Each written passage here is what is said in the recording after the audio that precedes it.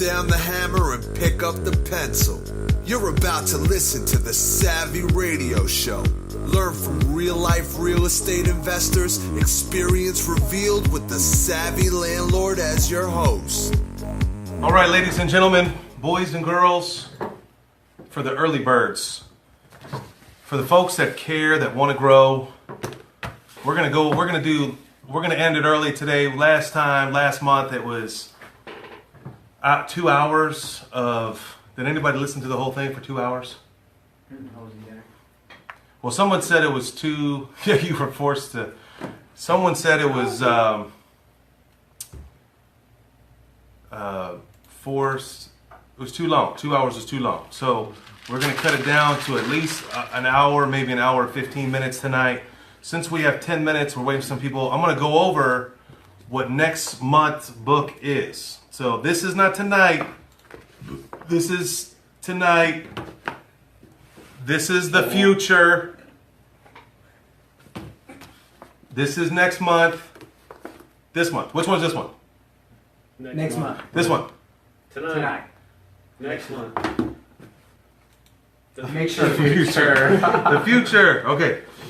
Now listen, I mean, my life has been upside down. Someone mentioned midlife crisis. I don't know what it is. I think it's because I'm reading a lot of books. And I'm excited that you decided to join in the early birds. But the book that's really crushing me was, and I don't know if we're going to add it on there. Listen, comedians in the back room. It's the brownies. It's not the brownie. No, I didn't take a CBD brownie. You've been dilated all day. Are my eyes dilated? Listen, man. This is not cool, man. All right, listen. Let me focus, man. You can't interrupt my game here. All right, I'm on. I'm sorry. Okay. Apologize. So, next month. What's the date next month? 9 minutes. Listen, Peanut Gallery. We're doing this book June 20th next month. Next month, June 20th. That is 3 weeks down. Normally, the website says 4 weeks.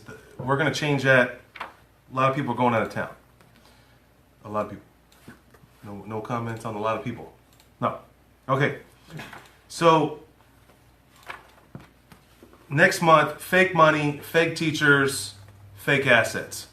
And it has been extremely powerful for me because I follow Rich Dad Poor Dad. I wouldn't be where I am today if it wasn't for Rich Dad Poor Dad. And if you follow me on Facebook at all, there was a couple of pages I took images of and I posted it, and it was very controversial. Someone said that was very powerful that Robert Kiyosaki just sells books. And I'm like, that's what he's supposed to do. Like, you're supposed to sell books. Like, no one else thinks that's funny? I mean, yeah. Like, that's your job. Like, but when you sell 32 million copies of one book called Rich Dad Poor Dad, you're going to get some haters. But I know that I read that book back in 1997, and I started buying property, and look what you can do from someone that is extremely uneducated. So yes, I have some fat love towards Kiyosaki, and when we dive in this book next month, it's gonna be gnarly. Let me just pull up just a random page. So he goes off a lot on fake money, fake teachers, and he's not derogatory on bad teachers, but he's very big on teachers that are teaching and they have no experience. And so they're teaching you real estate investing and they've never bought a house property before. Or they're teaching you at Stanford how to be an entrepreneur and they've never owned a business before. So he defunks all the misconceptions of why you should have a degree. And I'm not opposed to you having a degree. So it's going to be a very controversial book that's going down on June, what's the date? 20th. June 20th. I'll write that down. And it's going to get heated. If you saw the book club last time, it got real heated. My dude didn't come back today because I think I beat him up a little bit. I didn't mean to beat him up. It was just out of love. But he's 6 minutes. He could be cutting the lawn right now.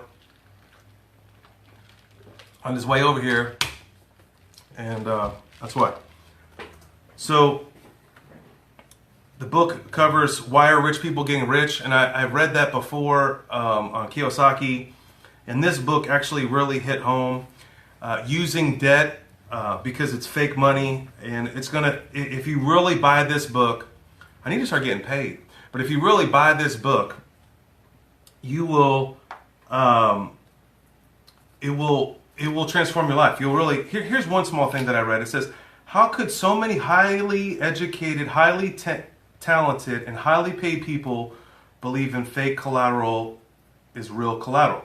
This is scary, very scary. What's even more frightening is that these same people who believe fake collateral is real collateral, are still running the show today. Can you imagine a banker 1,000 years ago not knowing what a real cow was? What is exactly what's going on today? Basically, what's happening is that none of these assets are backed by the cash that we have are on fiat money.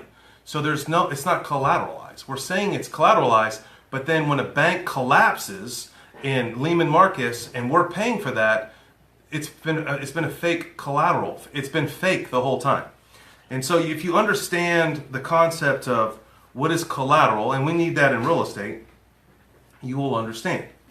It just brings in perspective. If you watch The Big Short, or you were into the Meltdown, which I went through that. It was very just profound on how it impacted me. What's up, homie? What's up? What's up? Welcome to the party. You want to sit next to me? Because this is the hot seat. Yeah, man. You don't want to sit next to me, man? We need somebody to chime in, man. Nobody wants to.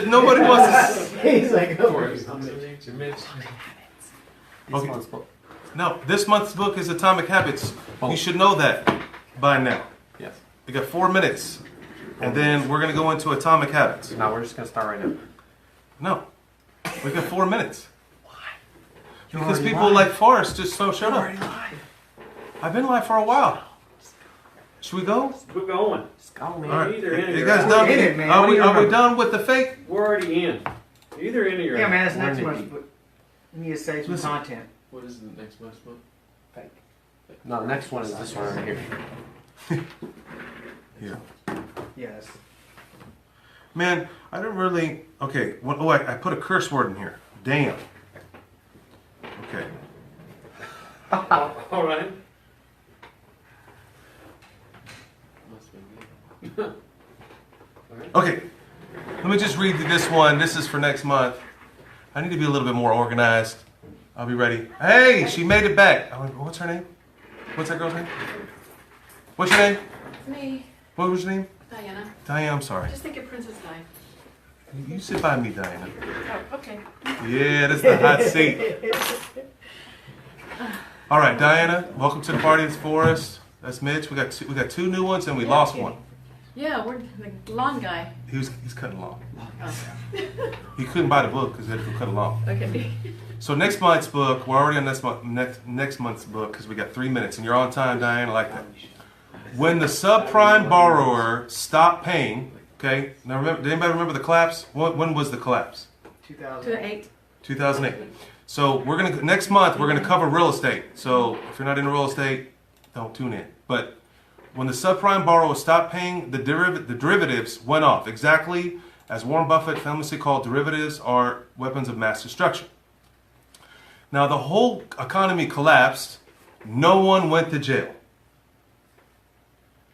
I think 2 guys did, right? A couple guys? I don't know.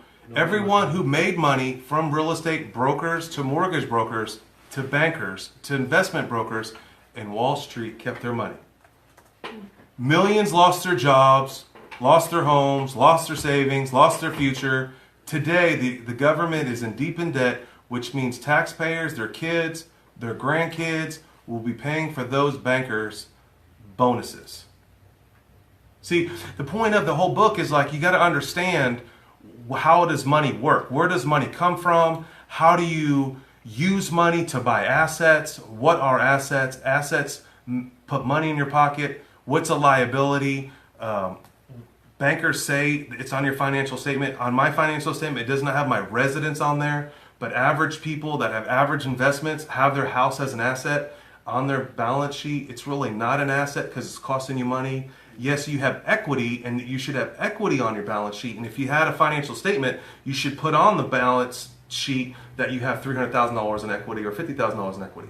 But you would never put your home on, okay? But we are trained to think that our house is an asset, that we work all our life to buy a house. I'm telling you right now, next month, 3 weeks, I'm almost done. I'm about a quarter way through the book. And I was so addicted to this book because it just revealed all the things I don't know, all the realities. And I just randomly read a book called Rich Dad Poor Dad, bought a bunch of houses, and started working, and never thought back. And the great thing about this book, he has a ton of questions. And it's so all right. Let's move on to the next book. So that's next week, June 20th.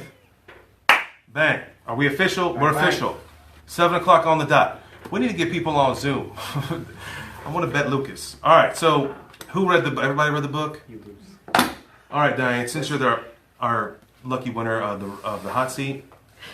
I'm too close. No, because I'm going to slide over.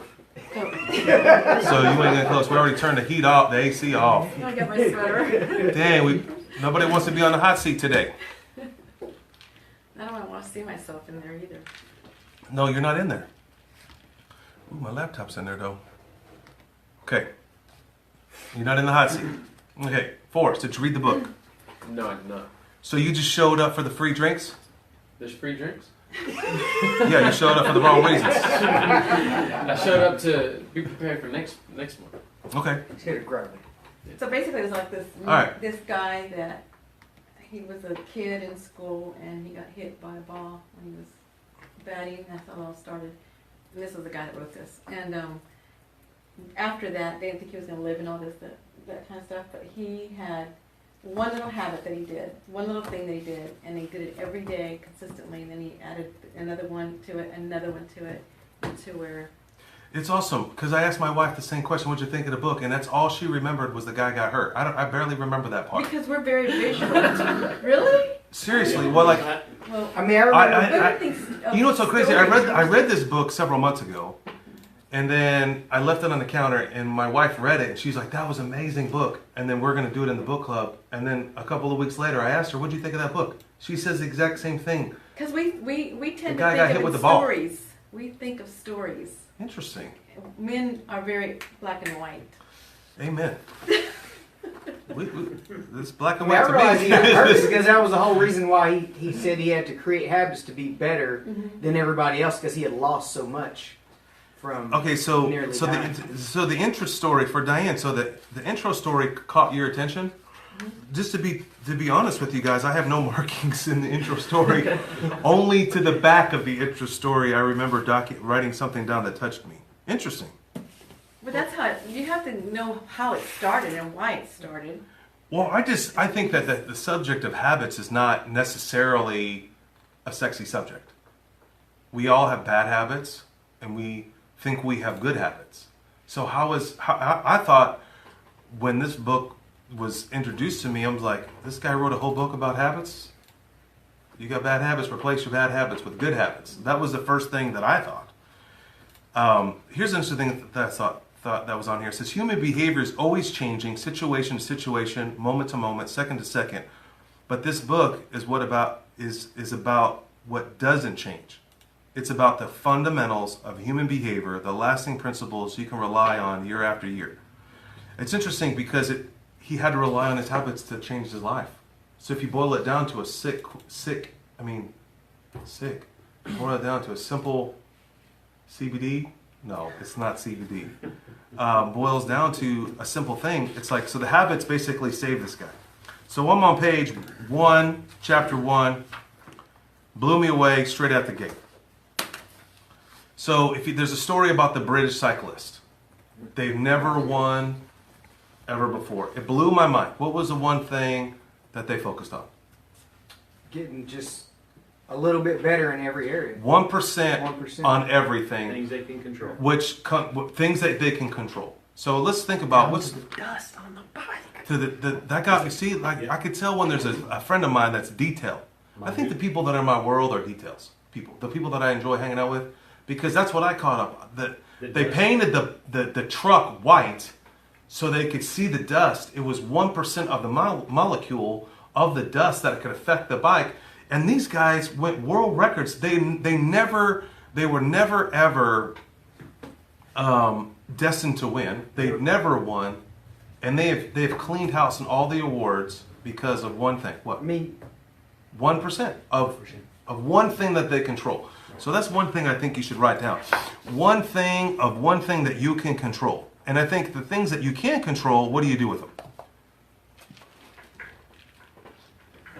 Try to get better at 'em. Huh? What? What? You were going to say something. I was waiting. What did I say? You can't control it. You just gotta go move on. People get hung up on it. They try to control something they can't. I can't control someone else's behavior, but I can control my response. All right. So the part that I like says right here the aggregation of marginal gains. Fancy word for saying 1%. Which is the philosophy of searching for a tiny margin of improvement in everything we do.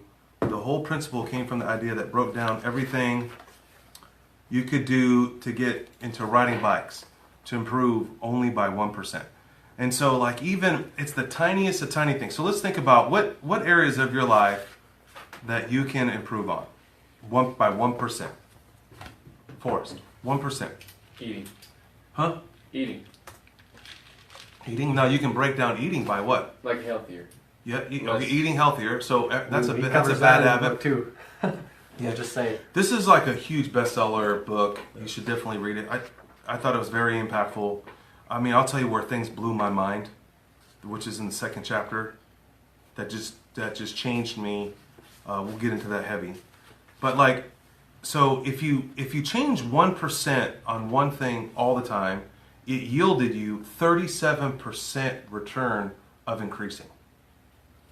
I mean, if you make $100,000 today and you increased a few things, like let's just say you make 10 calls a day in sales and you make 11 calls a day and you are faithful for those calls, you'd probably increase by $37,000 if you just picked 1%.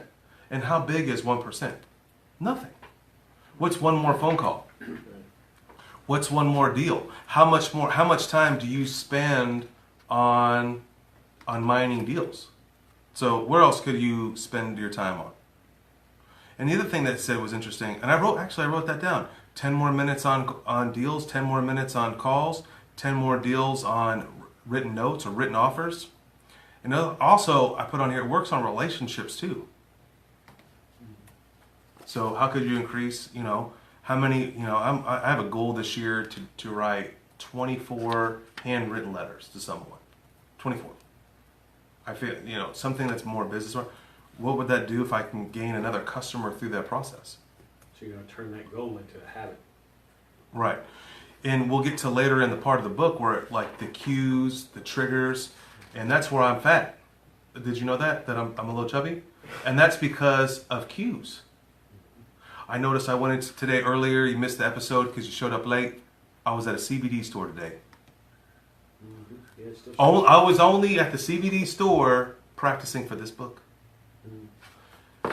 Because when I went in there, I smelled something. It was marijuana. And that's a cue for people. I just made that up. All right. Man, it's hot in here, man. Are you really that cold, man? Turn the AC back on. Anymore, I'm fine. Can you turn the AC on, man? I'm freaking balls in here. I got lights on me. The one thing I thought was interesting is he talks about not, if you try to be goal oriented, you may not reach those goals. I can't wait till we get to the goal part. All right. Sorry. So you got to look at it like, no, that's good. We get to that. So the one thing is, let's get back to this 1% point. The 1%, it's just like compounded interest, like money. It just compounds. And so I think that we don't look at it that small. Here's the thing. The reason why a lot of people don't like it is that the slow pace of transformation also makes it easy to let bad habits slide in. That's page 17. And I think that's the common thing is like we're impatient. I'm a high D personality. I'm like, Lucas, get on Zoom right now. I'm impatient. I want to get it done. But I'm missing the habit. The other thing is, a single decision can affect everything, can affect your whole habit. A simple decision. Okay, but when you repeat the 1% errors day after day by replicating poor decisions, duplicating tiny mistakes, and rationalizing little excuses, our small choices compound into toxic results. I thought that was very powerful. Like there's a book a friend of mine recommended that we should read called The Slight Edge. And like you want six-pack abs, but you can't eat a cheeseburger every day. But when you're eating the cheeseburger, you're not realizing that you're going to be fat. But because today the cheeseburger didn't affect me.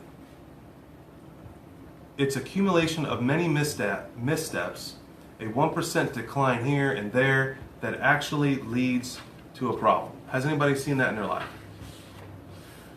I see it reversed in exercise and when I don't. Like I was very militant on my exercise. I've dropped off. I can see a noticeable difference. I can see my body actually carry more weight. Now it's probably water weight. My back hurts right now. I'm not doing an intense workout. And I'm like, just within a week. But some people are impatient. All right, any comments on that? Nope, Diane. 1%? 1%. Did you look at anything in your life that was 1% that you could increase? Oh yeah. Tell me, what's Going one? to the, being more consistent, going to the gym. Now, I when went to the gym more Yeah. often and then instead of slugging off this day and I'll just go tomorrow, then you can really tell a difference. Then the next day you don't really want to go because you didn't go the day before. Then you gotta make yourself go the next day before it was like a lot of fun. Like, okay, I know I'm gonna go, and then it's just consistent. Your mind is saying, I'm going, and there's nothing that's gonna get in the way, but once you quit going, it's like you have to make yourself go. And then I was thinking, if you finally get there, how do you increase it there? If you normally do 10 reps, push it, or 1%, or just 1 or 2. All right, page 18. Success is a product of daily habits, not a once-in-a-lifetime transformation. That said, it doesn't matter how successful or unsuccessful you are right now. What matters is whether your habits are putting you toward the path to success. You should be far more concerned with your current trajectory than your current results. See, that's the pivotal point in the book right there. See, we're more concerned, and he breaks that down so hard that we're focused on the goal and we're not focused on what? The process. And that's what crushed me in the book. That was where it changed for me, is because I'm setting all these goals. I want to make this much money and I want this much assets and I want to do this and I want to do that. But I'm focused on the goal, but I'm not focusing on the daily habits that will get me to the goal. I feel like the goal setting part is people set goals for motivation in order to do the work that needs to. Yeah, everyone sets a goal, but no one writes it down. Everybody thinks they have a goal, but they haven't articulated the goal. Yeah, it's just, and first of all, whatever you're doing right now, you're living someone else's dream. You're not living your own dream. If you got a job, you're living someone else's. If you're working for somebody else, you're living someone else's dream. You're in their dream plan. But the thing is that I have a goal to quit my job. I have a goal to buy 100 houses, but what habits are going to get me to that goal? I think that's where the defining moment in the book for me was. Was that for anybody else? Was it powerful for you?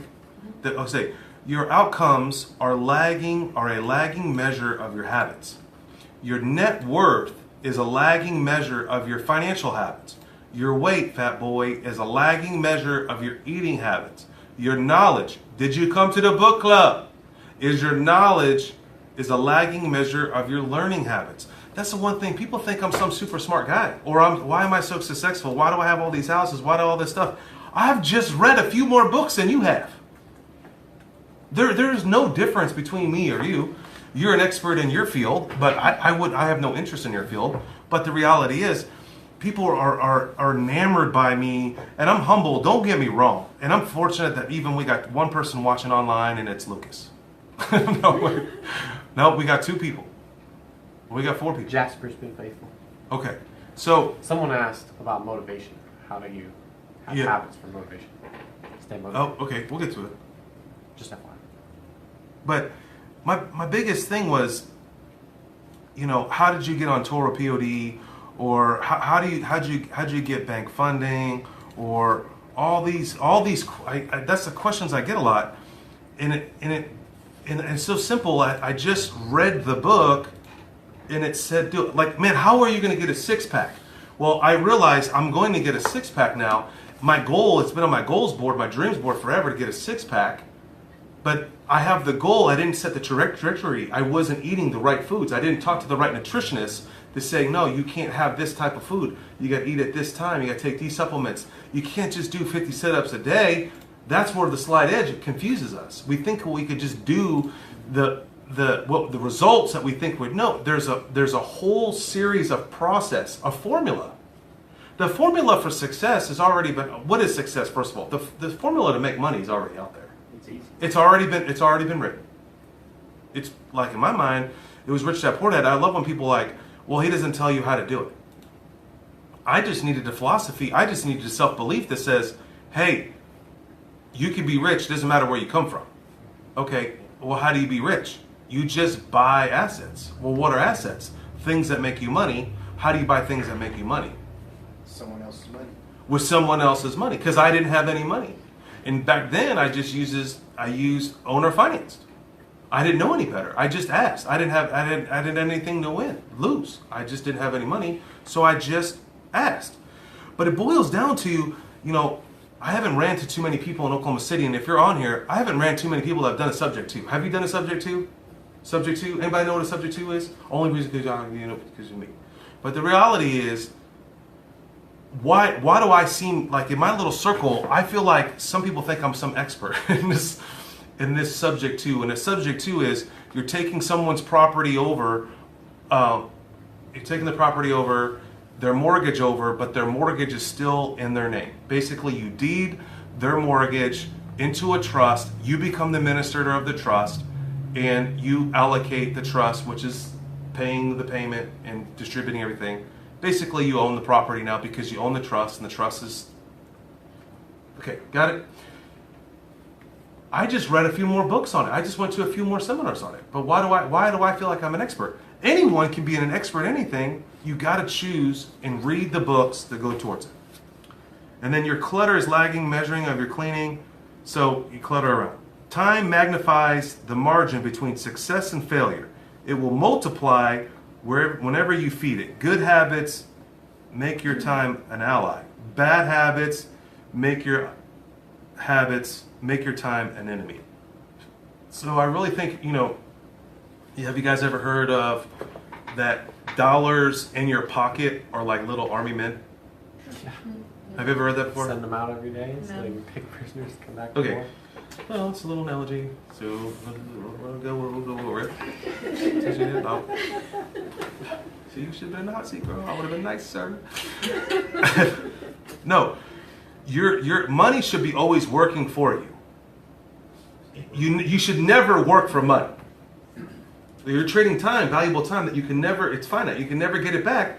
So the $5 that you have in your pocket, it needs to be a little army. It needs to have a tank.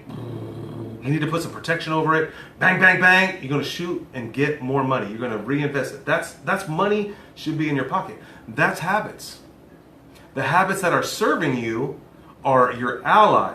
They're in the union. The habits that are not taking you where you want to be, they're your enemy. And you have to get that gnarly about it. Like the Bible says, if the eye causes it to sin, you should cut it out. It sounds kind of dramatic. Or if your hand causes you to sin, you should cut it off. That's what he's saying right here. He's saying he says good habits make time your ally. This is page 18 on the bottom. You should get your little pen out and highlight it. Bad habits make your time an ally. Good habits make your time an ally. Bad habits make your time the enemy. You gotta. Would you want your enemy in your house? Would you want the devil in your house? That bug just tried to jump on me. What happened? I killed it. I don't want no bugs on me. I don't want to bugs on me, man. So he goes into it pretty harder. He's like, there's a positive compound and a negative compound. The more tasks you can handle without thinking, the more your brain is free to focus on. That was another point that just crushed me. This is on page 19 at the top.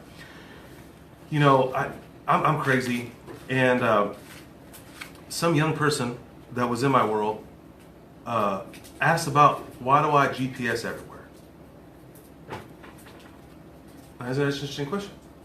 GPS. I know where I'm going. Why do I GPS everywhere?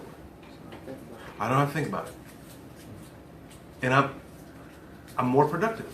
Your mind, like truly, they've done 1,001 studies. Your mind can only do one thing at one time. You think you're multitasking, but you know your mind's just so powerful. It's just switching back and forth. And so I don't. Why would I want my mind? I want to use my mind to focus on the call that I'm talking to, or the person that I'm working with, or my vision I'm thinking about. And that's why I ride around and everywhere I go. I love Google. You hold down the map button, it says home or work. That's the only two places I'm rolling to. Like I know exactly where to go. I everywhere I go, I go boom, home. I don't have to think about it. I know. I don't think. Plus, I like it tells me how long it's going to take. Learning one new idea won't make you a genius, but a commitment to lifelong learning could be transformative. Furthermore, each book you read not only teaches you something new, but also opens up different ways of thinking about old ideas. As our boy Warren Buffett says, that's how knowledge works. It builds up like compound interest. Relationship. People reflect your behavior back to you. This is Earl Nightingale. I'm rocking Earl Nightingale right now. Old school. If you got Google Play subscription, which I have, this is in there. I don't know if you have that. You need to get Google Play subscription. But Earl Nightingale has a course I've been listening to at night when I lay down, and it's called Lead the Field. It's a classic. And it's perfect timing because my child is acting up on me. Hey, now, you are reflecting what's in your heart. The way that you're treating people is the way you're going to be retreated back. It's reflected back. So it says, people reflect behavior back to you. The more you help others, the more others will help you. Zig Ziglar obviously said, you know, I quote that all the time, if you want to be a millionaire, help other people be a millionaire. Be a little bit nicer to each reaction. So just even if you just worked on your relationships, and it will compound through that. All right. We're moving on to page 20. Any comments? So he goes into the story about the ice. Does anybody remember the ice story? The ice cube on the table. Who wants to elaborate on the ice cube?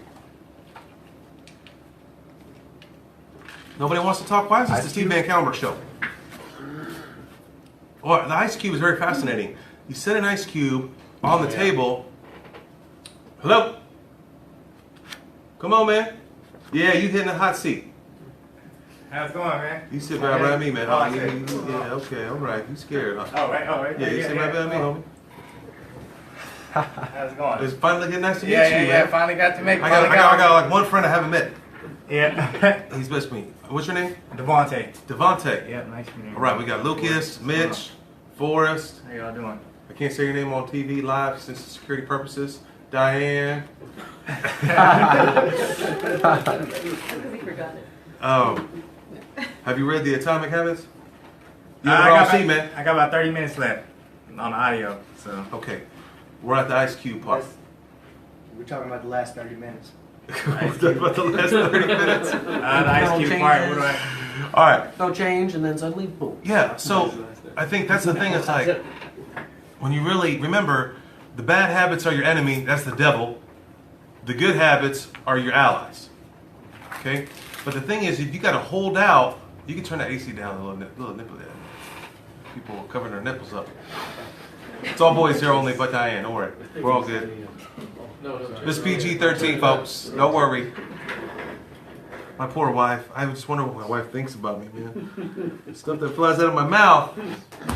She doesn't ever watch my stuff, so it don't matter. She don't. She's too busy. She's. Let's see. All right, listen. She's not on Facebook Live. I promise you. She's at softball practice. Listen, man.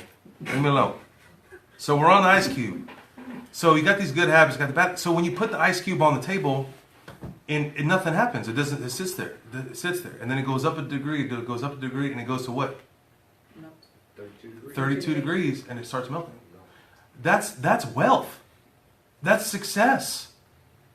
All of a sudden, people. All of a sudden, people don't know that I've been grinding it out since 1999. Oh man, how'd you get that built? They don't know that you measured a full 1,000 houses. How many houses have you been in? I mean, have you ever thought about it? Well, someone told me this. The difference. Some super investor told me this, and it just changed my life. He's like, the difference between, I couldn't believe he put me in the same class as this guy. Like, he has quadruple. He has like 600 something houses, and we're up there together. And he's like, the difference between Steven and I was like, oh God.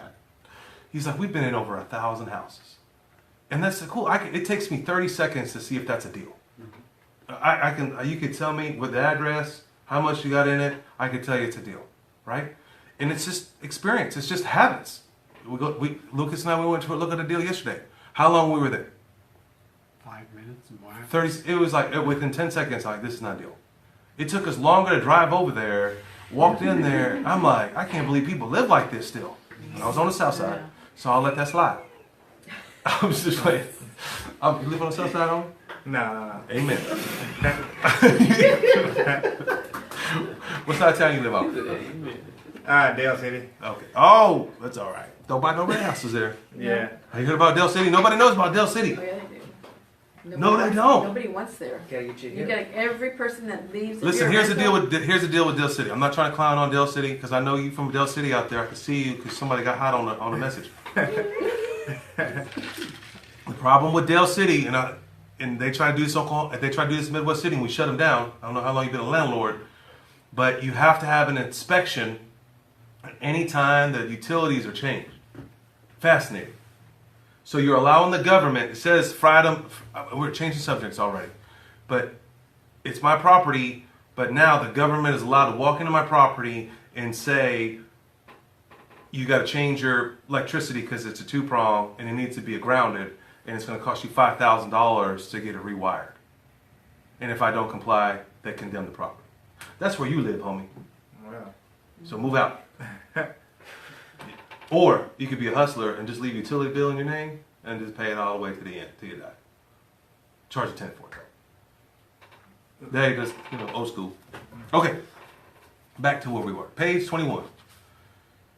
All right, so 30 degrees. Any comments on the ice cube? I thought that was pretty fascinating. I think that's just success. It's like, if you read Talent, maybe we should read that book. Talent's Overrated. Have you ever read that book? Or it's a phenomenal book. You should get that on audio. Write it down. Talent. Anyone can be a celebrity. I mean, I wouldn't say celebrity, but a master at something. It takes 10,000 hours to do it. And so, Tony Robbins talks about this all the time. He's like, how do you think he got to stardom? Well, when he wanted to be a speaker, everybody he wanted to make $10,000 a speech, and guys above him were making $10,000, $50,000, $60,000. So he wanted to be a speaker, but he was so far behind. And how did he launch in a certain amount of time? Anybody know? He just spoke 3 times a day, every day, and he would speak anywhere for free as often as he could. And he just worked on his craft. And so what happened within 1 year? How many? An average speaker spoke 1,000, not 1,000, like several hundred times. Within 1 year, he eclipsed everybody. Because he just had that much experience. He just knew exactly what words to say, when to say it, how to read people, when to say it. And that's that book, Talent's Overrated. It's a great audiobook because if you just did 10,000 hours in one specific field, you will be a master at it. Okay? And that's the thing with me, is like, I just spent 10,000 hours in real estate. It's just simple. So when the ice cube comes into fruition and it starts melting, it's just that you hit that 10,000 hour mark. So you got to figure out, one thing that I would think about, what's your 10,000 hour mark that you want to do? We can maybe read that book if you want to read that book. People make few changes, but fail to see tangible results and decide to stop. I think that's the number one thing. How do you keep pushing through? Mitch, how do you keep grinding it out? You don't see results and I can tell you an example on the reverse side, but let's just say on the positive side, how do you keep grinding it out? I keep grinding it out. How do you keep grinding it out? I keep grinding it out because I know there's more in me. I know that I haven't fulfilled my potential. So your capacity as a human being. Yes. Okay. I mean, I like I just, there's more in me. I mean, I know I can. If I can. So do there's what I more do now, potential I in know I can you. do more. Okay. So Lucas, how do you wake up and what drives you? This is a powerful question because someone's asked me this question just recently. Sometimes it's just pain, like Yeah, you're a high wanting to detail go person. away from something. You know what I mean? So you're a driver that you don't feel like you want to fail, or do you feel is that the pain you're talking about? Your pain of not paying your Cox bill and you don't have Fortnite anymore? No, I think it's a spin off of what Mitch was saying. Like he's driven by His capacity. the potential of that. The pain is more like, you know, drive because you don't want to not fulfill that, I guess. So If that makes sense. Yeah. So let me articulate. So you're saying that it's painful because you didn't live up to who you could be. Right. So you were very similar. sloppy, but you could have been better. Right. Okay. But, you know, we got a short time on this life. No, I think that's interesting. Somewhere around 12,000 days left if I live till 75 years of age. So if you think about it, 12,000 days, how quick that's going to go by. I want to try to push in every avenue that I can to be the best that I can. Well, I think that every day I'm like, I think that who I'm talking to, what I'm saying, how long I'm on Facebook, because I cannot get that back. And I literally could die tomorrow. Somebody's text messaging somebody could slam into me at any moment, at any time. And your life could be like that. So, Forrest, what sustains you? What makes when you don't want to do it, what pushes you through? And it could be money, it could be monetary. One thing is having no room to fail. You know. What do you mean? Well, for me, I quit my job to jump. To do in. real estate? Yeah, to do real estate. So, and I had like I was making right Good around money? 6 figures or right around 100 in 6.5 years, and just like I understood what Robert Kiyosaki says, and understood. So your concept is that you burn the bridge behind you, Yeah. and if you don't perform, you're going to get burned up. Right. Or I can go back. But So not that's your gonna- motivator. It's interesting. Yeah. So you got to look at 10 more properties, or you got to not eat this week so you can throw out more bandit signs. So because that's kind of my philosophy. I came from nothing, so it's like I got nothing to lose. I might as well go all in. Right? People think I'm some big risk taker. I am the most calculated person on every transaction, every business move, every money I spend. I'm willing to lose that money. That's why I'm willing to take that risk. Right. Like this building. As I look at it 2 years later, I'm like, whoa, this was not the best decision I made. But I was willing to lose. What was the worst thing that could happen? It's starting to be the worst thing that can happen because it's hard to rent out. It hasn't been a money-making machine as I thought it was, but you got to adapt and you got to try it. And someone asked me the other day, like, how'd you do this? And my biggest motivator for me is a challenge. My biggest motivator for me is to see if I could do it. When I bought this building, let's see if I can buy this building with no money down. That was when I bought the beach house in Florida, I was like, let's see if I can borrow the money. My dream was to buy a property out of the state of Oklahoma. I don't know why it's dumb now. You won't see me buy no property outside Oklahoma. Maybe Chattanooga. That's my next market. But the reality is, and when I did it, I was like, what's the next thing I can do? I flipped a huge property. I didn't think I could do it. I had to work the legal system and convince the judge that this is going to happen. The whole time I never thought it was going to happen. The whole time I held on as hard as I could. What's the worst thing? It was just a challenge. I think that's one thing that keeps me motivated.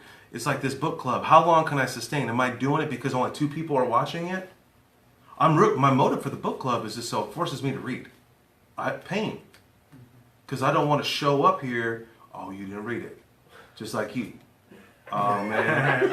Oh, man, I went down 30 minutes. But it's okay. It's normal because I didn't read it all either. I ran out of time myself. So Diane's going to finish this up here in 10 minutes.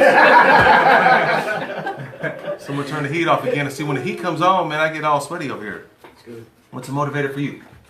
What gets you rolling? We'll get you, Diane. We'll let you last. And then we'll get the secret agent in the back. Ultimately, the why. What's the end goal? I mean, you can quit and go back to living mediocre, or you can strive for greatness and success. You know, greatness and success is such a moving target. What is that for everybody? If I may ask, what is that for you? What's success for you? I mean, ultimately, it would be just financial freedom, and stop trading time for money. Like I missed the last two you had just because of work. I'm working for somebody else. So I like you already. just stop trading time for money. That's a great answer. Get my time back eventually. As an entrepreneur. And Well, we had dinner with some dude today, and he was retired for a year and a half, and he couldn't be retired anymore. Isn't that interesting? Wow. He hit the level, had all the money in the bank, millions of dollars in the bank, had all the assets that you need, got retired, had all the land he wanted, all the fishing he could ever have, and he didn't. What's success? That's the one thing that's successful to everybody else. It's nerve-wracking and irritating. I don't think I'd ever retire. Now, I've retired in working certain businesses of my company. Like I'm not the property manager. Yes, I used to collect rent in the Highlands. Yes, I got guns pulled on me. Yes, it hasn't been easy. Yes, I got called curse names or racist or in the courtroom, and somebody did one of these to me. Cross the. I almost beat my pants, man. In the courtroom? In the courtroom, this dude was psycho. He was straight. He was. I mean, I forgot about that story. It just popped my mind, man. But I outsourced that, so I retired in those areas. So, but for what's success for me would be spending more time with my family. I don't think it's a Lamborghini for me, right? There'll be another book. We'll talk about that. All right, Diane. What sustains you? What gets you into the gym, girl? Well, it's not the gym, but every morning when I do wake up, I'm always thinking what I need to do to leave a legacy for my children. Okay, so you're a great mama. Yep, and and also to prove to my parents, even though they passed away a few months ago, that they didn't come to this country for nothing. Okay, so I gotta ask you this question. This happened to my wife, and I want to know if this happened to you. So my wife was very kind of career driven in the beginning. Me too. And then somewhere she's only family driven. Like she's like, that's her only goal in life now. Which is interesting, but her only goal was super success of this medical industry and accolades and positions and job. How does that when did that change for you? Was that after you had your children? How many kids you have? I raised 6. 6? Mm-hmm. Damn. But 3 of them are actually mine, but there's Oh, so you took on 3 of them. Brady Bunch. So when did you know that? Because you wake up every day thinking of, I'm leading my family. I'm leading my children, and I want them to be better. When was that, like, your career-minded, like, that's all I want to do? Do you remember that? I guess when it was on mine was when the last one graduated from high school. Oh, when they're out of the crib? Yeah. That's when you party. I already mark it down as 14 years. Katie's out of the crib. Well, she's 19. Like, I tell Maxwell and all them every day, yo, you got 10 more years, homeboy, you out. Katie Kennedy, too, she's like, she takes it for real. Really, Dad? Yep, 10 more years. 8 more years for you. Sorry, miscalculated. Katie, we'll let you stay 1 more extra year because we like you. No, we like them all, but you're really serious. So when they left the crib, you decided that you just wanted to be more of a motherly legacy figure for your family. That's fascinating. I think when I asked Shanae this, my wife, I think when she was able to stay home with Katie. So for the first 5 years of our children, well, hold on. How old are they? Crap. Katie's 5, so she's been out mom about 5, and so 5 years that she worked and was a mom. And then after the third one, she was like, man, that's our calling now. Like my calling, I don't know what my calling is, but my calling is real estate investor or youth minister or nuclear medicine type of guy. That's your calling, right? Her calling switched 110%. I thought that's fascinating. All right, secret agent. What sustains you? Knowing that success is right around the corner, because it's like if you quit, you'll never know what could happen. But I know that if I keep pushing, that I'm. But you're successful in my mind. You have more than one crib. Yeah, but I can't live off one crib. So More your and more success freedom. for you is financial freedom, like OG up here. In time and leaving a legacy for my daughter. Probably a little bit of what everybody said, kind of. I mean, Okay. because it's like Vontae said, if I quit, well, I already know where I'm going to be, working for somebody every day, waking up doing the exact same thing I'm already doing. So I might as well push hard on my own stuff, because at some point it'll pop and then That's I'll good. have to depend on them. But I mean, You know, I think my biggest driver was I didn't want to be like my mom. My mom was broke all the time, worked 3 jobs, and I never saw her. And that was my biggest driving point till I got to a financial stability issue where finances wasn't a big drain, which is interesting when you get there. It's a very phenomenal feeling to not be thinking about money all the time. Like, you know, I know everyone thinks about money all the time, and I just think we're suppressed. I think the United I States think of it's a America. dirty habit. I think, yeah. But when you finally let go, and and I don't know if this will be the right book. Maybe we should cover a book on it. But man, when you don't have to think about that. All my whole life, I thought about money, not just recently. But man, when I forget when I hear, you know, I see someone come out of the check cashing place, or I go to a pawn shop that I was trying to buy. I'm trying to buy a pawn shop. Like I'm trying to buy one. And I'm in there, and they're like, and I'm going over these pawn tickets with this dude. All these people pawn all the time, paycheck to paycheck, and they can barely make it. And I'm like, they don't even know what milk they could have next week, and that's not even on my radar. Like, I'm just thankful that real estate and reading books and coming, you know, it could only take one encouraging word here that could change you, that could propel you. You can have a relationship with someone, and next thing you know. But I don't know what I was getting at. Just keep on rolling. All right, number 21. Okay, so he goes into the plateau. Okay, all actions have a 32 degrees. The outside world. All right, so we only got 20 minutes. So anybody want to say anything else? Anybody else got their book with them?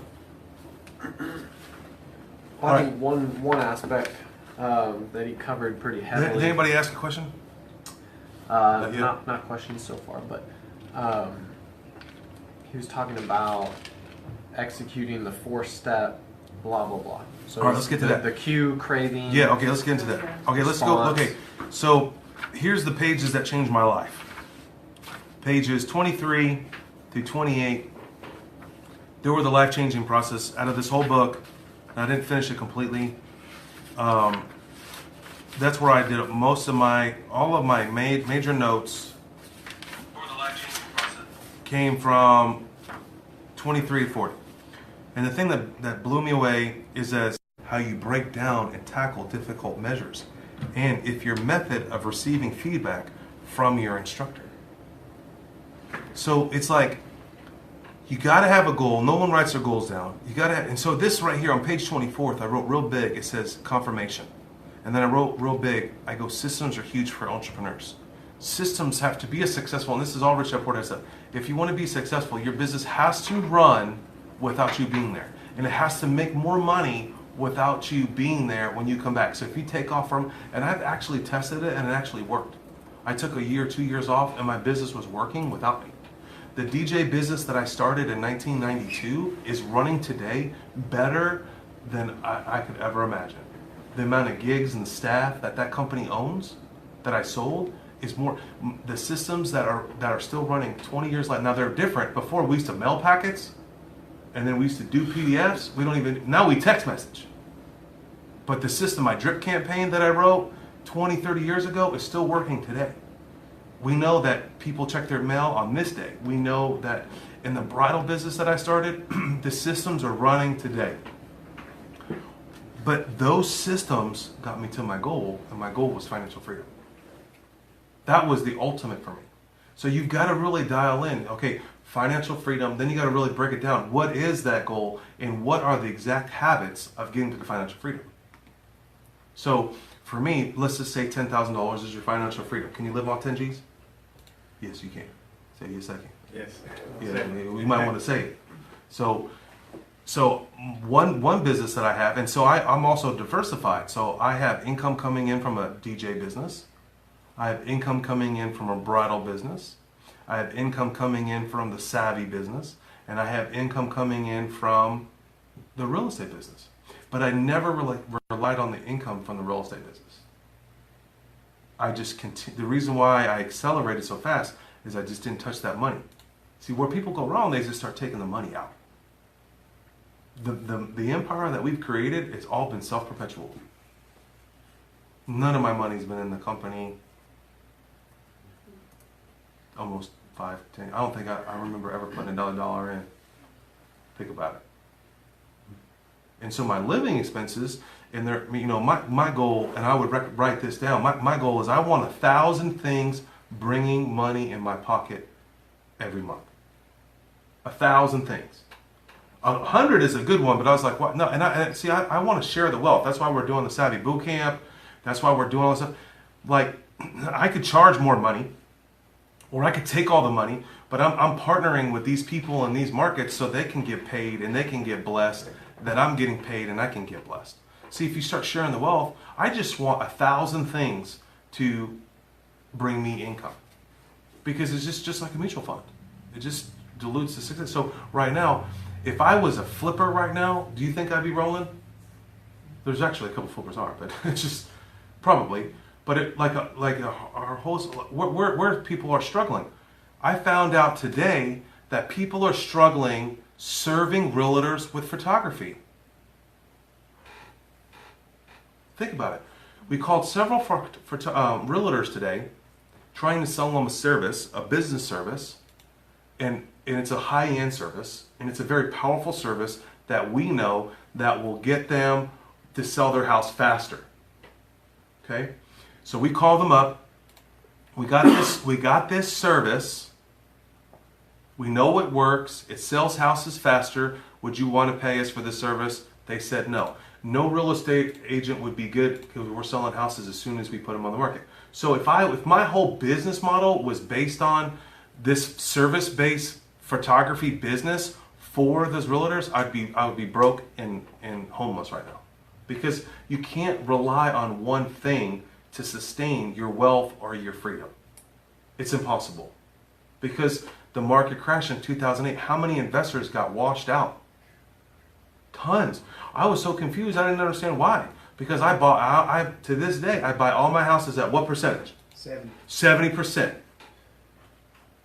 I made an offer this last weekend, and I know when I was young, you buy houses at 70%, that's impossible. If you've listened to that podcast, Scott Nucitello is the guy that told me that, and I was like, I almost flipped him off. I go, that's impossible. And here I am today.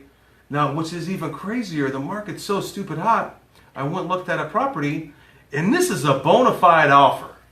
I'm talking like, I know ARV, and the guy's listing it for 63. I went and looked at it. It has got deferred maintenance. I offered him 56. If you add the $9,000 of deferred maintenance and the carpet and the roof and all the things that it has to have within 12 months, I'm buying it at 85%, and someone outbid me. So and this was a wholesaler trying to break me off a deal. Yeah, you gonna break me off a deal? I'm like, that's no deal. That's MLS. So if my income was relied on that type of business activity, I won't. So I want 1,000 diversified things that it could be a snow cone shack for all I care, or toilet paper I want to sell. Repackaged toilet paper. How about that? White label toilet paper. Come on. I want to provide products and services that people need. I realize that people don't read books. I don't know why I wrote a book. I mean, this is the least money-making business. It would be easy for me to sell essential oils. Because you got to have oils. I mean, because you just throw that stuff on you. It could be like, Jesus, or it could be like you can heal. Or, never mind. I want to be okay. This is awesome right here. I make stuff up as I roll. Oh, I wrote down here, quote, "The only way to actually win is to get better each day." I know that's simple, but think about it. Super Bowl winner Bill Walsh, the score takes care of itself. The same is true for other areas of your life. If you want better results, then forget about setting goals and focus on your system. So if you're depressed and you're frustrated, your system's not working. Your system's not giving you the endorphins or what's working for you. Okay? Here's another thing that he said. He goes, what I do, what do I mean by this? All goals are completely useless.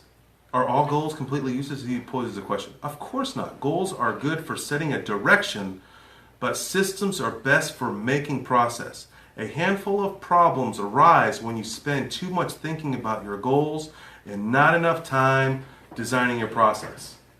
I'm working with this young kid in his business, and I see we're more focused on how many this and how many that, how much money I want to make, but we're not designing the process.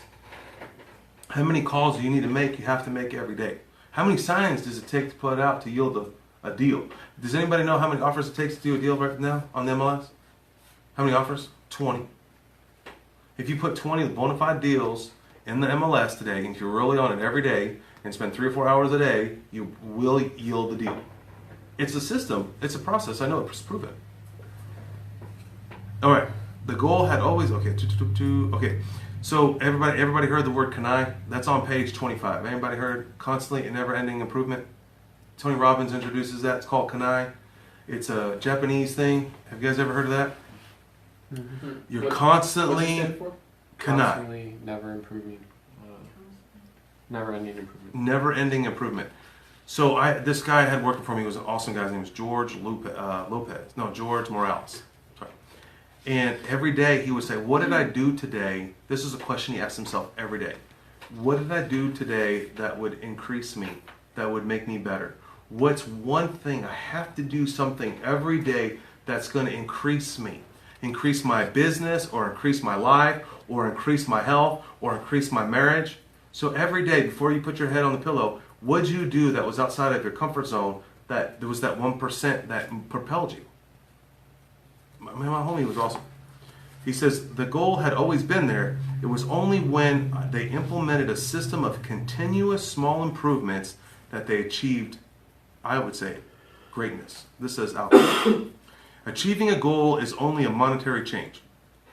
Okay, so it goes into it a little more. All right, we got 6 minutes here. Anybody have any comments? That's good stuff. All right. I think it was interesting what he talked about instead of being like, I want a 6-pack or I want to accomplish this or that, he said you need to think of yourself as like, I'm the kind of person who tries to work out every day. Being someone. And if you're gonna be the type of person that works out every day, then like a 6-pack or great health is just gonna come naturally with that. Like Super agent. That changed me. That was another life change. I forgot. When I said I am an athlete, do athletes drink alcohol? I'm an athlete. Do athletes do this? You know, when you start labeling yourself, your identity, this is the one thing that I really needed to hit people. You need to tell yourself that you're a real estate investor. Because when you tell yourself, whatever, you're a business owner that supplies wonderful flooring to the world. Okay? When you identify who you are, you start acting, if you're a mom, I'm a mom. Don't try to play the game that you're not. But I had to do that. This just happened to me. I gained some weight back. My back hurts like a mother. And I'm making bad decisions with my food. I'm reading this book, so I'm preparing for Thursday. And I'm like, I lost my identity. I lost my identity in that I couldn't perform because my back hurt, which I thought I wasn't an athlete. No, I am still an athlete, which I've always wanted to be and always was, and still am. I'm just an injured athlete at the moment. But that doesn't change all my practices. Anybody identify with the identity? Well, I like what he says in there. Like you wouldn't say like a person wouldn't say like I am a vegan and like make that their identity, but then be like I'm the type of person that tries to eat responsibly and tries not to eat any meat products. Because then you're not like. Are you trying to call me out or something? I mean, he said that in the book, though. I'm like, you trying to, because I'm a 90% vegan. I mean, what the? That ain't right. He called me out on Facebook Live. Thank God there's only like 30 people on there. No, but I mean, he does say that like. But when you say like I'm a vegan, and then like you've said before, people will be like, oh, I saw Steven, he had that meatball in his mouth. I thought he was vegan. But if you say like I'm the type of person that tries to I'm not clowning you. I'm being serious though, No, because I'm you not. went I'm through just that. teasing you. But you went through that before, where you're like, I'm vegan, and then someone sees you like, oh, well, I saw you eat this. Yeah, I But if you're don't- like, well, I'm the type of person that tries to, monitor what I eat and No. eat. Yeah, So I what was like the what point you there said. besides you clowning me? It was, so she's, Yeah, we. she's on there? Yeah. All right, so we're running out of time, but page 30 was really cool. The 3 layers of behavioral change, and I think that your Yeah. habits are resulted to your behaviors. So if you really want to change your habits, or really want to dive in and be, you really need to revisit the book. You had the one thing that really, the deepest layer is your identity. So you have this outcome with people that never hung around rich people before. And when he said, man, I've hung around these super wealthy people. They're super nice people. I've never thought that they would ever be like that. They're more gracious with their time. They're serving me. They want me to be a better person. And that's because of our identity, what we were raised in as a child. So you really like, I had a problem with finances. I had to change my identity with finances. I only buy assets. I tell myself that every day. I don't buy no shoes.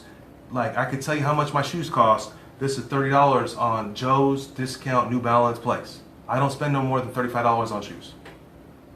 I only buy assets that make me money.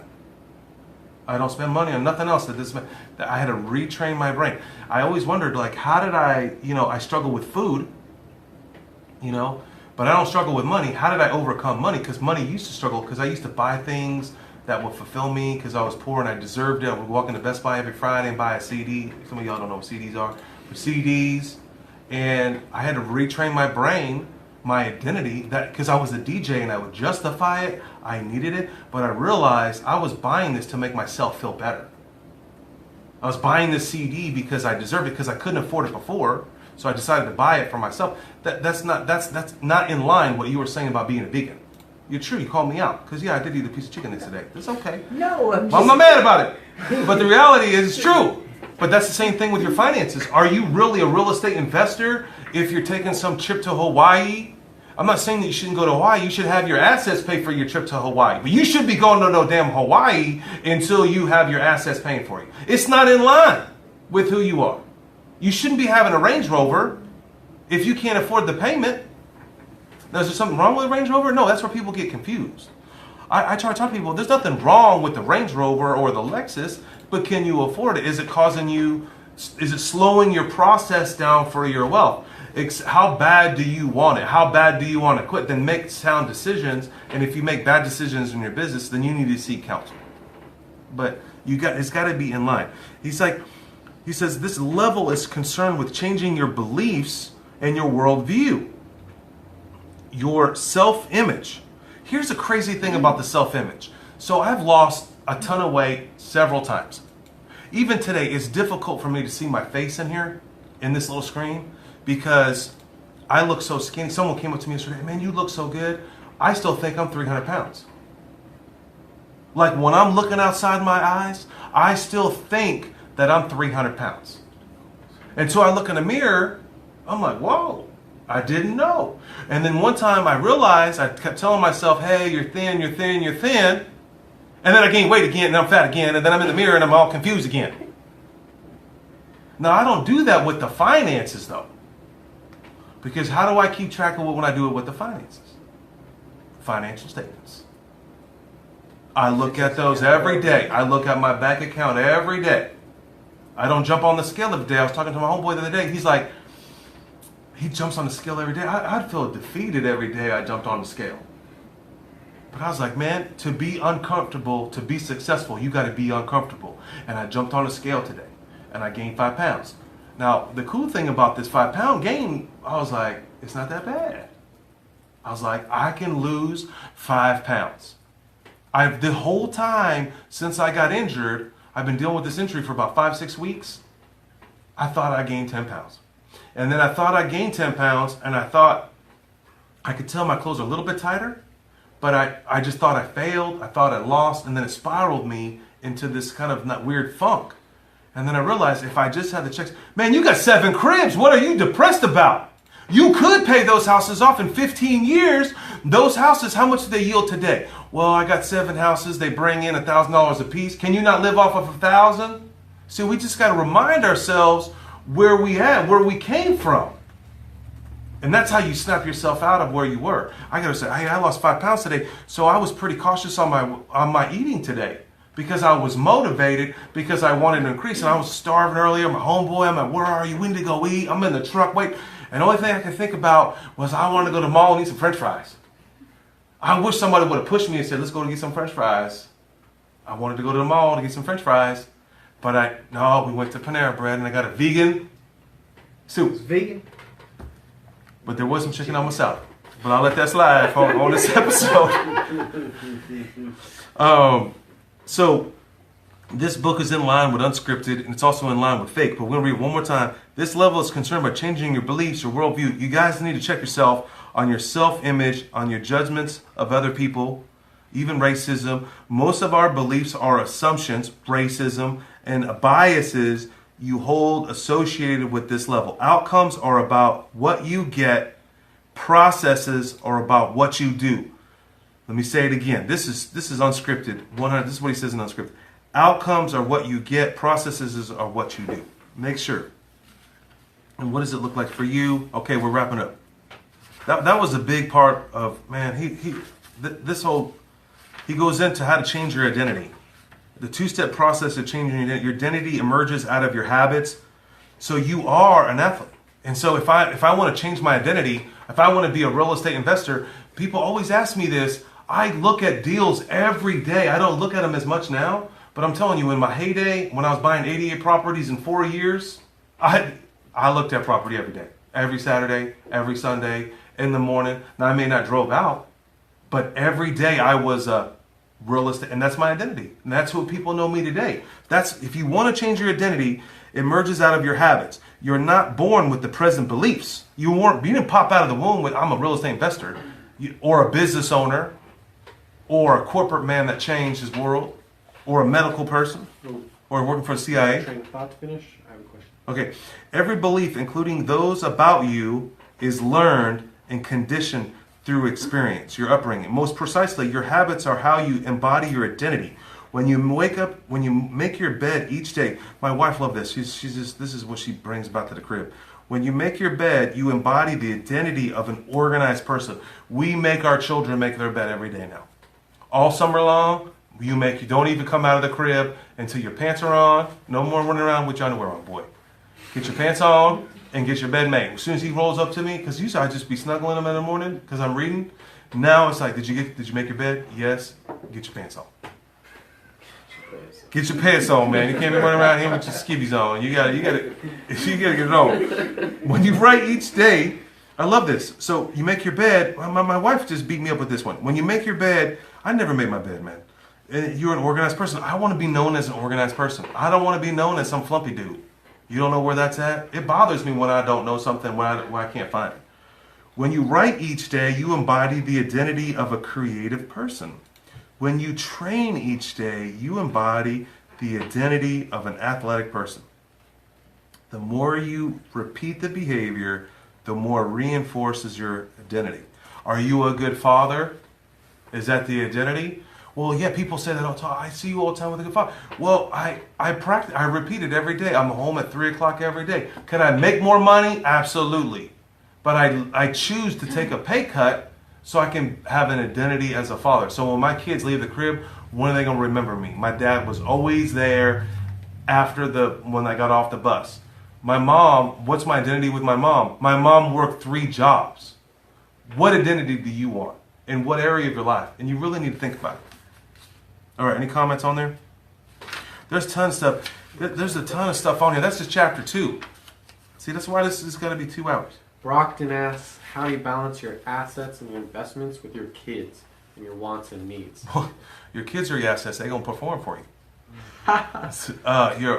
You deny your assets. You deny your, what was it? Go back between analysis and what? Assets, kids, I'm willing to sacrifice for myself, but I also want to give my kids every experience and opportunity. You know, what's your biggest return on investment? You know, you're going to die at any time.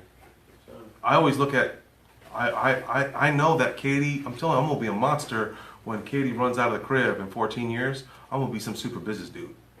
Because I'm going to have so much free time. Because I'm not going to interrupt her life. She's going to be in college. I can't be knocking at her door. So I'm going to have a ton of free time.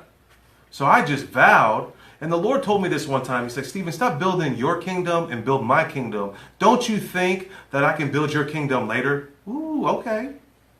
Don't you think you can always make money? That's why I never worry about money. Like, you should die and you should quit your job for fun and see if you can go make money. Like, that's our problem with society. We got this thing called unemployment. What? Unemployment? Go out and cut some grass. Go serve somebody. That's why all my businesses have always been in a service-based business. So it's an easy answer. I would definitely do with my family today, because when you're at your deathbed, man, I wish I got one more unit. I wish I would have spent 3 more hours in the office, right? This is ludicrous. I mean, I regret being here. It just works out that Thursday is my day. That my dog, you know, but I choose to sacrifice one night a week for what I'm trying to do. Of course, you need to have a life too. So this person, just have them, you know, you have to have a work-life balance. That's a cliche word. But what's most important for you? What's your biggest return? And I just opted for my family. It's hard. It hurts. It's not easy. You lose money, but it's worth it. Because in the long run, who's going to be there for you? You think my tenants are going to roll up my funeral? They're like, good, that dude can't evict me no more. They ain't going to roll up on me. Right? They don't care about me. And here's the one thing you need to be clue about. No one cares about you. Nobody cares about you. Like they say they do, but do they really care about you? They can't. I realized this the other day. You can't when you do, because if your partner or your tenant, let's just say your tenant, their mom is in the hospital in another part of the country having cancer, do you really think that you really matter to them? Does it matter that you have a Chase Bank, Manhattan Bank payment you got to make? No, that's your responsibility. People will rob, steal, and destroy what's more important to them. Are they bad people? No, I would do the same thing too. I would sell out for my family at any time. I mean, it's just what you should do. So it's an easy answer. You should be with your family first. Now, if your family's a joker, I don't know about that. But I would do that. What other questions do they have? All right, we'll wrap this up. All right, let's go. So we're gonna finalize this. This is the whole gist of the book right here. The book that made him part. So there's this four parts of a habit. You have the cue, you have the craving, you have the response, and you have the reward. Cue, craving, response, and this is how it happens. So you have the cue. You smell popcorn. Has this happened to you? You smell that's the cue. You get the craving, and then now you have to respond. And you go to get the reward. Okay? That if you want to change a habit or identify a bad habit, these are the 4 mechanisms. Anybody, special agent, you said that, didn't you? That touched you? And if you read Unscripted, and if you want to be a multi-millionaire, he goes in this chapter 47 and 49, pages 47 49. If you really want to dive into this and go and read this other book by MJ DeMarco called Unscripted, and you want to, Unscripted is a very powerful book, and a lot of people can't handle after half of the book. But when you get to the second part of the book, he actually tells you how to scale your business to the next level. Okay? And in that part of the book, he has this thing called the feedback loop. So if you're trying to release a product, you got to have a feedback loop, a proof of purchase. Okay? Social proof. Okay? You got to have that too with your habits. If your habits are not giving you feedback, then you're not doing it right. You got to have a feedback loop. You got to have success with your habit, and that's what propels you. Any questions on that? All right, let me see. So 1, cue, 2, craving, 3, response. What's that? Who's that unscripted about? James. MJ DeMarco. breaking bad behaviors, adopting good ones, small changes compounded over time. Boom. Right. Habit stacking. So here, yeah, he goes into habit stacking. There's actually a really easy, quick read. Like there's a $99 book on Kindle called Habit Stacking. I read a book by, I think it's Stephen Scott. It's a really good book on. He talks about habit stacking. So you got the cue, craving. He calls it the law of cue, craving.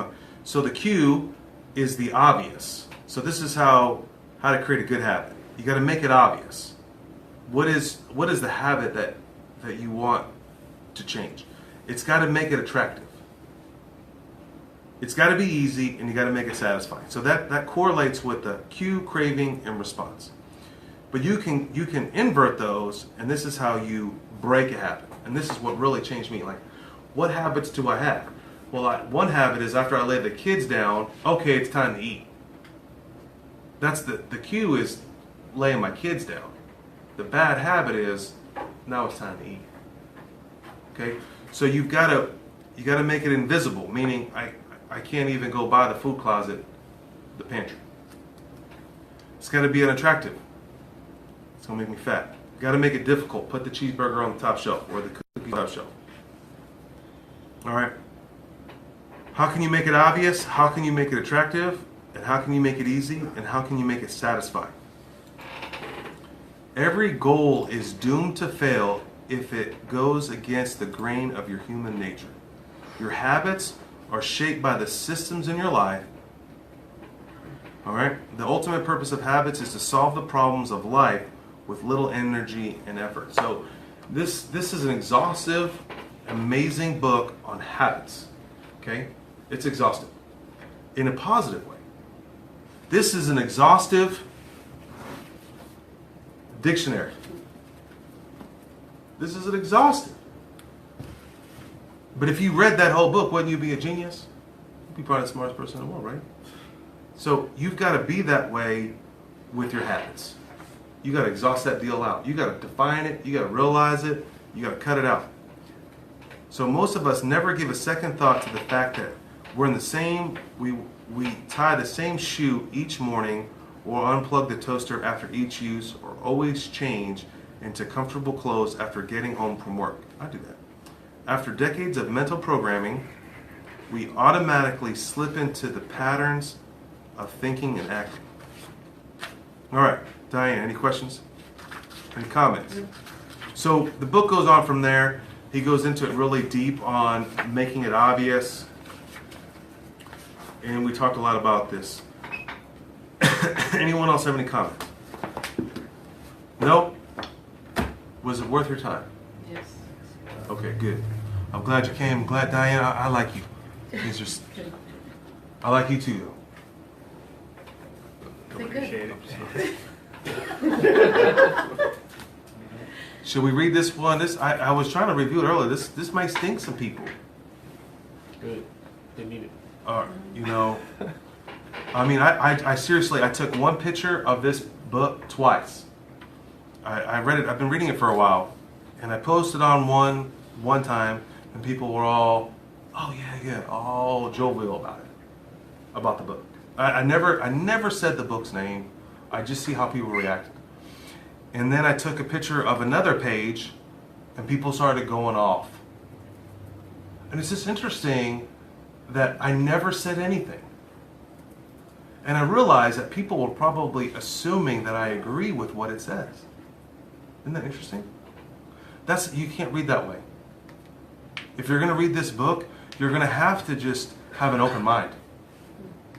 To be wealthy, you have to, when someone comments on there and says, the guy sells books, like people think that he's just selling books to make, I got it early when it came out. It cost me $10. Here's the crazy thing. I met with this superstar today. It just came out on audiobook, so all you people, just like you gotta listen to it too. I'm a visual person, that's why. And he came into my office today, and he was broken. He was like, man, I'm confused. I got goosebumps. And I was like, that's what a book's supposed to do to you. It's supposed to make you think that you're working really, really hard to be debt-free. For what reason? I'm not saying that debt's right or debt's wrong. Debt is a loaded gun. But who's winning this game of money? Is it you? Working as a slave? That's what this book is about. This book will rock your world. You will, it's just crazy, the fallacy. You know our number one asset in the United States of America? You guys know what it is? Student loans. That's the deal that's making the most money. Now here's the thing, in Obama, oh boy, Obama, he decided to cut a curve on student loan debt. He was like, don't go to the bank no more. This is a government product, student loans. You don't have to go to the bank anymore and apply for a loan. You go into the government. And the government says, so they go to the government and say, hey, I need a loan, I want to go to college. They're like, oh, you qualify for 40 G's. And guess what they do? What any 18-year-old, 20-year-old would do? They go ball out. I take 40. Oh yeah. I'll get my apartment. I'll get my ride, my whip, and I'm on. Oh yeah, and I'm gonna take my 2 classes. That's all I'm gonna do, right? And then what happens? Stop. What up, homie? What happens? You never get rid of that debt. You can file bankruptcy, Yeah. whatever, but you can't get. But here's the deal. That is the highest. It's impossible for a child. There's people that I know today that have degrees that owe $40,000 and they're working in a $12 an hour job that they've had for 10 years. It's impossible to pay back that debt. That is a problem that's going to happen. It's a fallacy that you should go to college and get a degree. For what reason? Who's profiting on this situation? Are you yielding the $60,000 degree that you have with the $80,000 MBA that you think is going to do something for you? It ain't going to do a damn thing. Okay? I'm telling you, this is going to be a real controversial book. Are you guys want to do it? No, you late. Hey, I was. You got no comments. No comments. Oh, No okay. comments. If not this book, what I book? was active. Good question. It's already Always, announced. you always have an option. I liked it. I don't know, silly. You tell me. my partner in crime, she's like, no, you can't do that book. It sounds like too many other books you already picked out. So we were going to do the Slight Edge. I was juicy on the Slight Edge. It's definitely recommended reading. But Fake It Is, June 20th. It's an easy read. Here's a couple things I'm going to warn you on, okay? Oh, man, I'm getting falling apart over here. Fake it. Okay, here's the thing. If you haven't read Kiyosaki before, here's a couple things. He's going to repeat himself several times in this book.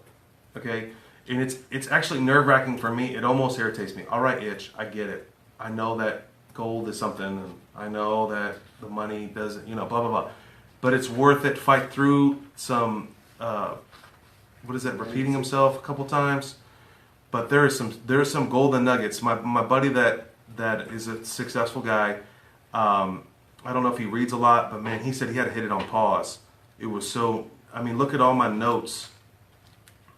I mean, it's just stupid. The real reason why you're not taught about money in school. Are you ready? Say I'm ready. My dad then said the main reason money is not taught in school is because teachers can only teach what the government tells them. Bam! Think about it. Just slow down for a minute. Okay, it makes sense. They can only teach what the government tells you to teach. Well, what does the government want us to do? Play the game. Being dead is one. Good job, What Diane. want you to be a Well, living? pay taxes. Pay taxes. And how more taxes you pay, right? When you make more money, right? W-2. You pay more taxes and you make more money. I don't know what drugs you're on, homie. You better wake up. Yeah. No more. I was What thinking tax bracket you in? You probably in the wrong tax. You probably in a low tax bracket. But when you get to this tax bracket, you're paying 40%. 40%. You're working for free for 5 months. I mean, this is just page 147. Let's read up. We could do this for. Maybe we should do a lock-in. We're gonna do a lock-in on the 30th. We're gonna do a lock-in on the 30th. All right. I gotta repeat this again and again. I wrote down right next to it: control, dictatorship. Ooh. The main reason money is not taught in schools because teachers can only teach what the government allows us to teach. You teach what the government tells you to teach? I couldn't believe what I was hearing. This is Rich Dad Poor Dad. My dad nodded and said, if a superintendent of education, I'm a superintendent, this is Dad, I'm a superintendent of education, I have little control over what is taught. Because if I was a superintendent, we'd be talking about money all day. Okay? So how do I learn about money? My dad chuckled. And after a pause and thinking for a moment, he suggested, why don't you talk to Mike's dad, the rich dad? Mike was my best friend, blah, blah, blah. And my dad said, he goes, because he's an entrepreneur. Bang, bang. I'm an entrepreneur, homeboy. He goes, what's an entrepreneur? Someone who owns a business, my dad replied. Entrepreneurs do not have jobs. Entrepreneur's job is to create jobs. I know, get the book right now, man. Just buy the book right now and just order it because you won't get saved. So, and what are you? Aren't you an entrepreneur? You have hundreds of teachers working for you. This is a young child trying to understand what's cracking. See, no one even teaches you about taxes. That's one advantage that I have. I just spent a lot of time studying taxes. For many years, I just studied taxes. How does taxes work? Why do we pay them? How does it, And have you ever had a tax class? Have you? That's our number one. Someone told me this the other day that blew my mind. I almost fell out. I want to be debt free. And someone commented, you'll never be debt free. You will always owe taxes. Think about it. You pay off your crib, you got property taxes. Now I understand property taxes pay for schools, and I'm about paying the government. Don't get me wrong, I'm about paying my taxes. Okay, but he goes, so aren't you an entrepreneur? Don't you have hundreds of teachers working for you? He goes, that's correct, but I did not create the school system. I am a government employee, just like all other teachers. Employees and entrepreneurs are very different people. What's the difference, I asked. I was 9 years old, and his word, the distinction was between the two and made no sense. I had heard the word employee, but I've never heard the word entrepreneur before. Poor Dad was happy to explain. Our school system trains people to be employees. Employees do not need to know about money. This is why there is no financial education in our school. Now, I wonder if that's really going to hurt people. Like, I wonder if someone's going to kill me on Facebook. Like, I mean, I'm a teacher. I'm teaching now. I teach classes. I teach classes for $25. No one comes. I teach a class on taxes. No one comes. No one wants to learn, right? And then why do you think you got financial problems? You're going to make financial decisions that are mistakes. Why do you think that financial education is school? Entrepreneurs must know about money. If the entrepreneur does not know about money, employees lose their jobs and employees are often out of fucking business. Listen, we're dogging entrepreneurs, but entrepreneurs are keeping people in business. Keeping people paying for employees, the system goes around. But the entrepreneurs are heavily taxed. Why do you think I don't have a corporation of 300 people working here? Anybody realize that? Do you think I have the capacity to do that? Everyone taxed Jeff Boaz, but Bo is what his name is, right? I don't have employees or businesses and stuff because I'm heavily taxed. I get scrutinized. One time I hired somebody, one employee, dude works for 1 week, quits, gets unemployment, can't argue with him. Okay? This is one. I documented everything properly. I hired this dude to go clean up some stuff. Dude drives up in a BMW with lawnmower in the back of his car. Oh, hey, can I cut some lawns for you? Yeah, homeboy, go cut some lawns. I felt bad for the guy. Give him a job. Next thing you know, the Oklahoma County something fines me a fee that I have to pay for this situation, and it was documented that he was a 1099 employee, 1099 staff member. What incentive is there for me? Workman's comp. What's incentive is there for me to be an entrepreneur that take all the risk? The entrepreneur takes all the risk. If the company goes bellow up, whose fault is it? The employee's not their fault. They have no debt. I have all the debt. I have to comply with the government. I have to pay Social Security. You don't show up on time, I fire you. I made a problem, right? But we beat entrepreneurs up. They're the government. I mean, it's just, I'm telling you, don't get me amped up, man. I'm only on page whatever. I mean, it goes. So the answer I was looking for, I knew I could be an employee. I did not know if I could be an entrepreneur. And if I wanted to be a successful entrepreneur, I had to know about money. Why is money such a bad word?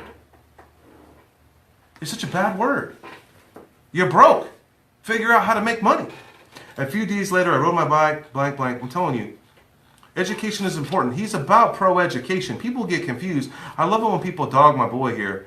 And if you ever want to figure out, here's a great, on page 107, just figure out, do you even know what inflation and deflation is? Does anyone even know how inflation works? Tell me.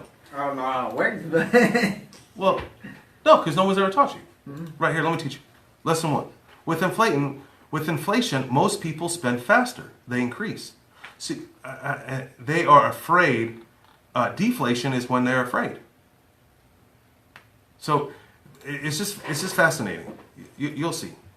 All right. Anyway, that's on June 3rd, 20th, 7 o'clock here. 20, 30, 20, 20. Get your numbers right, homie. You said 30 at that one point. I know, I did. You went 20, then you went 30. Yeah, I know. Then you went back to 20. That's why you have a good CPA, good accountant. We don't necessarily need a good CPA. You need a good accountant, someone that that's another. We should get in CPAs and accountants on another day. All right, was it good for you? Can you clap it up? Great. Put your hands together. Clap it up. Thanks for listening to the Savvy Radio Show. Glide online and listen to our other motivating episodes at savvyradioshow.com. Connect on Twitter at LandlordBook and always be buying assets.